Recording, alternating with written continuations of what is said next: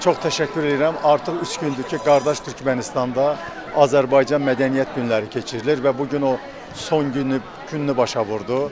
3 gün belə deyək, Azərbaycan və həm Türkmənistanda mədəniyyət şöləni, musiqi şöləni həyata keçirildi. Qardaş xalqlarımız arasında bu kimi tədbirlər, mədəniyyət tədbirləri onları daha da yaxınlaşdırır, daha da birləşdirir. Bir-birimizin mədəniyyətini daha da yaxından tanımaq üçün böyük bir fürsətdir. Bizim böyük mədəniyyətimiz var. Türkmənistan və Azərbaycan Türk dünyasının bir parçasıdır.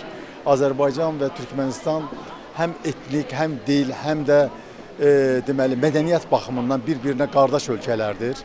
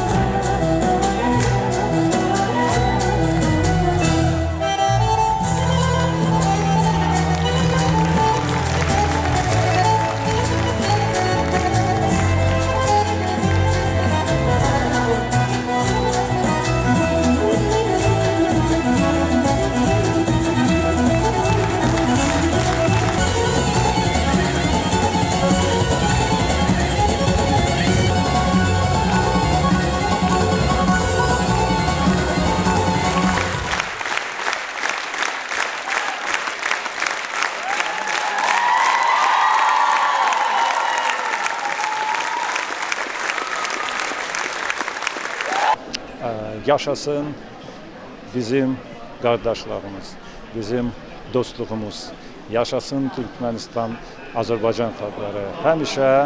Həmişəki kimi daimi bizim qardaşlarımız və dostluğumuz əbədi olaraq, danılmaz olaraq olsun və hər bir kəsə təşəkkürümüzü bildiririk. İnşallah gələn görüşlərə də. Çox təşəkkür ederim.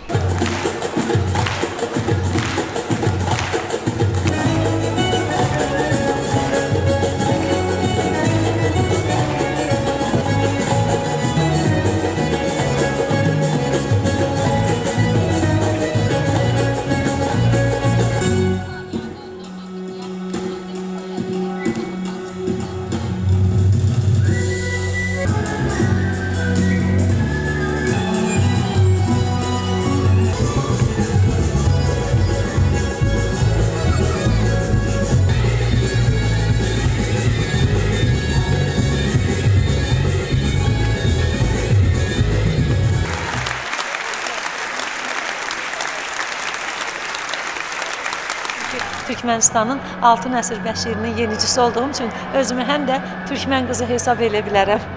Və çox şadam, çox məmnunam. Hər birinizə təşəkkürümü bildirirəm, sevgilərimi bildirirəm. Yaşasın Azərbaycan, Türkmənistan dostluq münasibətləri. Daim zirvədə olaq, var olaq, Türk dünyamıza eşq olsun. Düştü bir kazaydı, gönlümüz ya hoşlayın. Düştü bir